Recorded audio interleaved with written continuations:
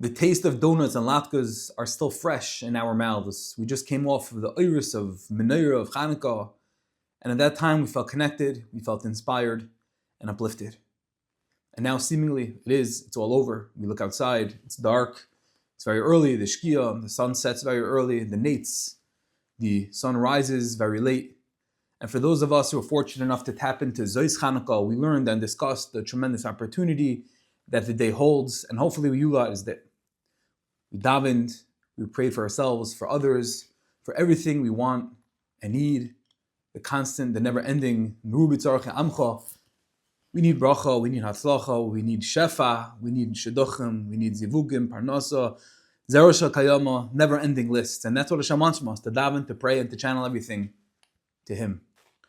While we daven for these things, it's not only important, but it is absolutely incumbent upon all of us to remember that the one sole address for everything is our loving Father in heaven, HaKadosh Baruch Hu.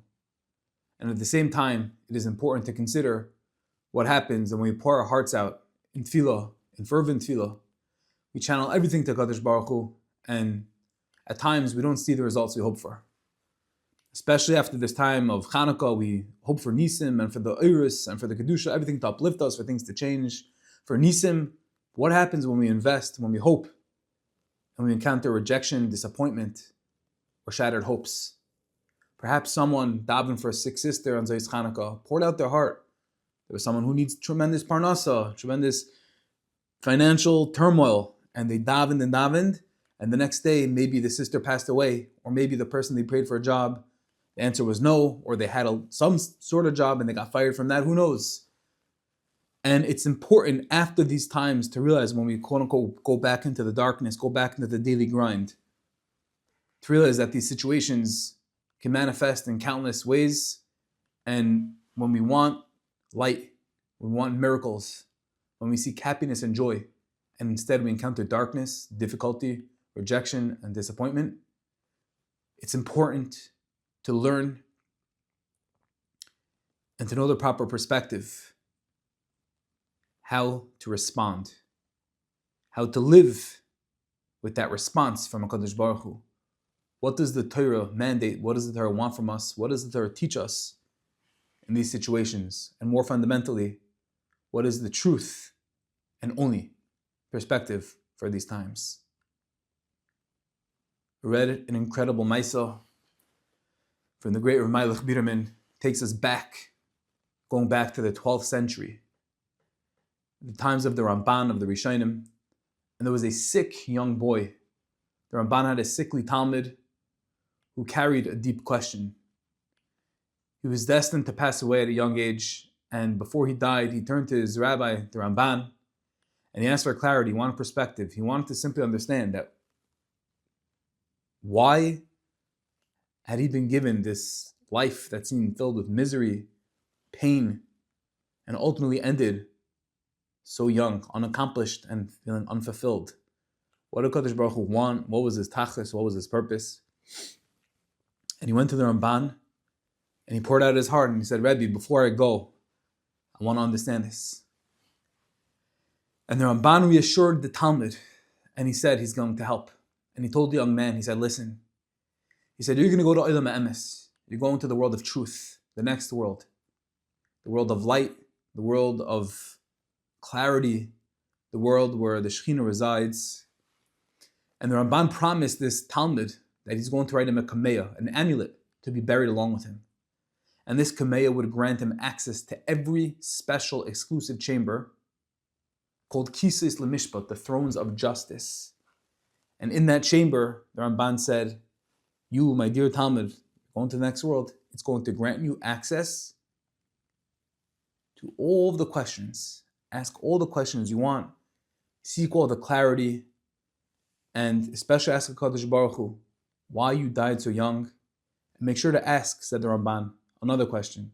Why the Jewish nation suffers so many tzaras. The Kachava, this young bacher, passed away. And sometime later, a few months passed, the Ramban was sitting and he was learning Torah near a window, and suddenly the window opened, and in some shape or form, this Talmud reappeared as though he was alive. And the Ramban said, "Oh, Shalom Aleichem, I was expecting you to come back." The Rishonim lived with a whole different level. We're expecting this neshama to come back, but yeah, the neshama came back through the window, and the Ramban encountered him, greeted him, and said, "Nu, what happened? You went to the Olam Emes. What about the shalas I told you to ask? Did you ask them? Why did you die early? What's with the tzaros of Klal Yisrael? I gave you direct access. I gave you that kameya, that you're able to go to the kisas lamishpat, to the places where only VIPs are allowed." And the Bacha responded, and he said, "Rebbe, with your kameya in hand, I taka went from chamber to chamber. I went to the kisas lamishpat, and indeed, not one malach stopped me in my track. And I reached that chamber, the chamber of kisas lamishpat, but I did not ask the questions you instructed me to ask, because Hashem's kindness is revealed in that chamber. And even matters that seem so bad and so uncertain and so dark, in that place, I see that they are solely for the good. And therefore, Rebbe, I had nothing to ask." The perspective is that we don't know the best, we don't know what's best, and we don't have the master plan. But the one thing we do know is that even when it seems dark, even when we do not have the answers, even when the outcomes are not as we expected, but, big however, in the place of truth, in the place of emes, of real light, in the place where the divine providence resides, everything fits perfectly. Everything is truly good, and nothing is missing. There's no such thing as darkness. Feelings of depression, negativity, anxiety, and worry can only exist where our bitachon, our trust in Hashem, is lacking. And granted, it's almost impossible to be perfect, to be a wholesome Baal bitachon in all times and all situations, and that's why these feelings arise. But in the place of truth, in that place of kisas lamishpat, everything is perfect. As the disciple, this Talmud of the Ramban, witnessed himself when he was prompted and given the opportunity to ask all of his questions in this kisas lamishpat, he found that there was nothing to ask. Everything there made sense, everything was complete, and everything was good. In this week's Parsha, after Yosef reveals himself to Yaakov Avinu prepares to leave Eretz Yisrael and descend to Mitzrayim. Yaakov understands exactly what this moment represents. This descent is not merely geographical, it wasn't just relocating from Eretz Yisrael to Mitzrayim. Yaakov Avinu was keenly aware it was the beginning of Galus, the opening of one of the darkest periods in Jewish history, a reality that will bring centuries of suffering to his children, to his descendants. And before Yaakov Avinu takes this step, the Torah records a dialogue between Yaakov and HaKadosh Baruch Hu, a dialogue that at face value doesn't necessarily speak volumes, but with the Torah I saw from Rabbi Melech Biderman, it's not just a life yisoid, it's life-changing, it's life-building, it's unbelievable. It says in the Pasuk, Vayimer Elokim Yisrael b'maras halayla, that Hashem came to Yaakov b'maras halayla, Vayimer Yaakov, Vayimer Hineni. Yaakov said, I'm here, Hineni, here I am. On a simple level, b'maras halayla means that Hashem appeared to Yaakov in a prophetic vision at night. B'maras halayla, in a vision, in a nevuah, balayla, at night.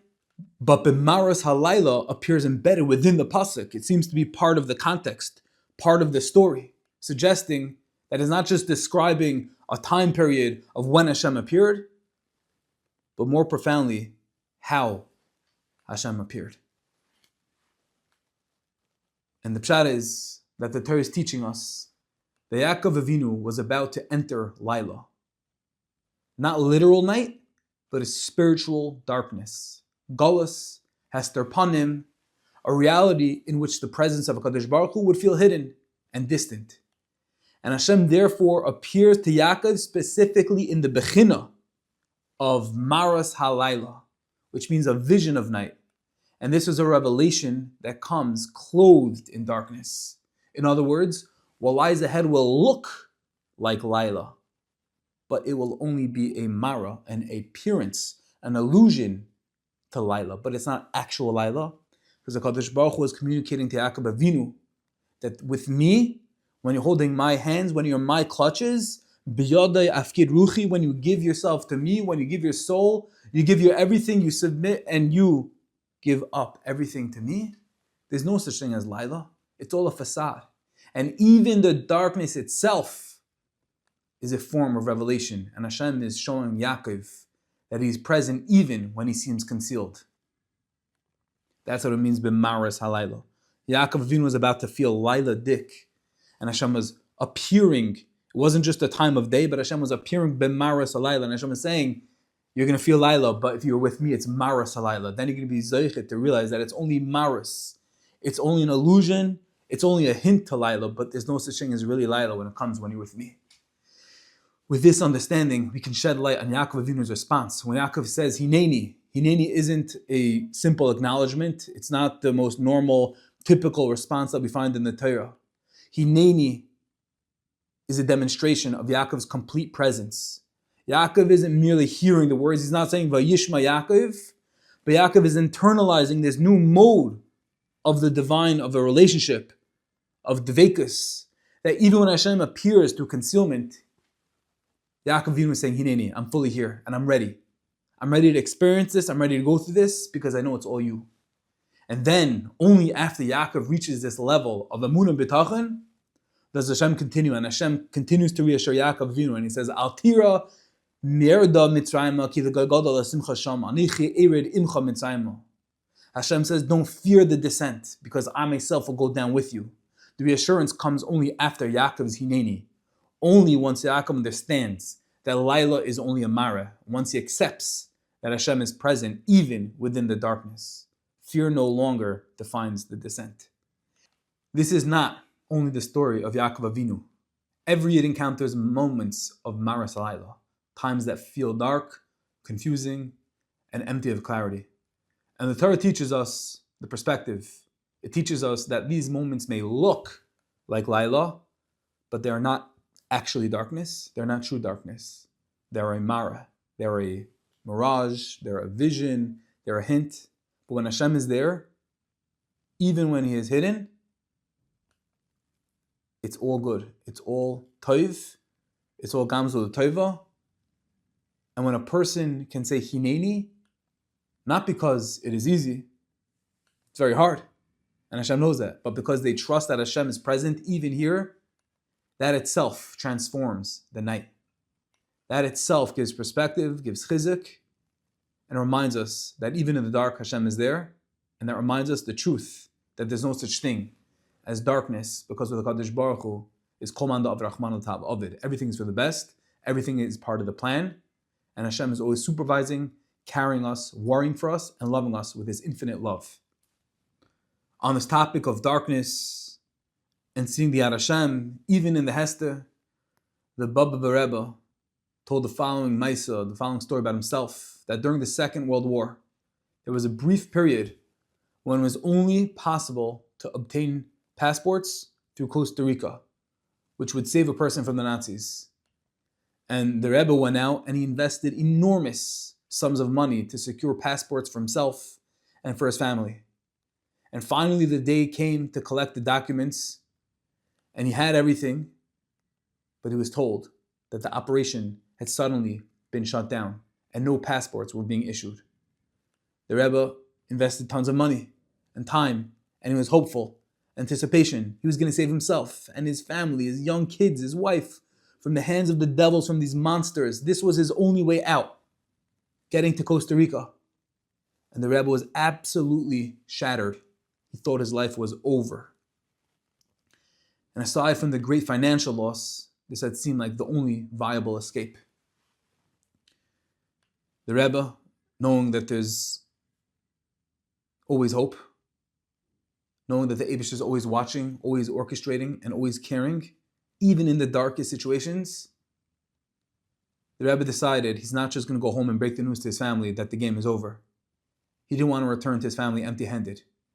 So he went to the Beis Medrash to learn and seek some chizuk. And he opened the Sefer Kabbalah, the Sefer Tiferes Uziel. And he opened to a page which cited the following pasuk. Pasuk and tell him, Rachak mishuasi divir shagasi elekai ekor yoimim v'leisane v'layla v'leidum yali. Which means, far from my salvation are the words of my roar. My God, I call out by day, and you do not answer. And by night, there is no rest for me. The Sefer Kabbalah cited a pirush from the Shla Kaddish, which expounded shtelzu the pasuk of Anis Vilasi L'cha Hashem Es Ratzain Elikim B'Rav Chazdecha Aneni Be'emes Yishacha, which means a person often davens for something he believes is good, when in truth it is not. And therefore says the Shla that one should daven that Hashem answer only be'emes, with truth. Give me what is truly my Yeshua. And this is the meaning of the first pasuk that he saw. If my request is far from my true salvation, then ekara yoimam v'leisane. Hashem, I'm asking you, do not answer. And from learning this insight, from learning this Torah from the Sefer Kabbalah, this gave the Rebbe tremendous chizik and comfort. He was mechuzik, and he understood that whatever happened with the passport, with Costa Rica, even though he invested money and his life literally, seemingly depended on it, ultimately it would be for the best for himself, for his wife, for his mishpacha, for his family, for his children. And he realized and he fortified himself with the clear yediyah brura, the knowledge that Hashem is always protecting him and his family from harm's way. And although it appeared absolutely devastating, somehow it was for his good. And with this clarity, he returned home. Months went by, and soon the Rebbe was informed that all those who received the Costa Rica passports, those documents, Rahman al-Islam, were killed. And it was only because the operation didn't work out, and all the money that he invested, that was all saving the Rebbe and his family. All the money, all the investments weren't for naught. It all ultimately was paving the picture. It was the darkness, but it was him coming back and realizing it's all HaKadosh Baruch Hu, and that's precisely what saved him, because the passports never came. Because Costa Rica didn't work out, all those that went to Costa Rica were killed, and him and his family were left behind. Although that was the most devastating news that could have been at the time, was ultimately his salvation. Saved him and his family's life. And the message is clear, that when we feel like disappointment, delay, or loss in this world, can actually be the greatest act of Chesed Hashem. Hashem's ways are far beyond our understanding. Hashem doesn't give us the master plan, Hashem doesn't give us the play role. And sometimes what seems devastating is exactly what protects us, what guides us, and preserves what is truly good. And HaKadosh Baruch Hu's wisdom, His infinite wisdom, everything is for our benefit, even when we can't see it at the time. So, returning to where we began, after Chanukah, the lights are out, the days are short, and there's darkness, and we daven, and we hope for answers. And our question was, what do we do when the response isn't the way we intended, the way we hoped? When we were inspired, when we felt close, and now we find ourselves waiting, the answers we didn't want, the answers didn't come the way we hoped. The light feels distant, the days are short, the nights are long, and the darkness begins to weigh on us. What do we do? But at times like this, the Torah reminds us, the Torah tells us that we can feel Hashem through His hidden attribute, not through the open light, not through clarity, but through concealment. It can feel as though the aura of Chanukah has faded, replaced by Laila.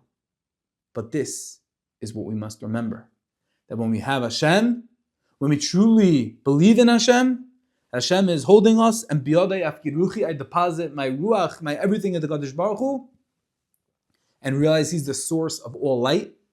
Then nothing is random, nothing is dark, nothing is outside His plan. Everything is for good. Komanda of Rahman al Tav Avid, it's for our benefit, even when we can't see it. There are moments when we wish the outcome were different, when we do not understand why our tefillos were not answered as we imagined. But when we surrender, when we submit ourselves to Hashem with emunah b'tachon, and we stop demanding, we stop insisting, and rather we accept that we do not see the full picture, and that He does, then Laila, darkness and hardship, is not what we want, but with the right perspective, we know that it is not true darkness at all. It is only Maras Laila, a vision of night, merely an illusion. Because in the world of emes, in the world of truth, even in the night, even in the darkness, there is light.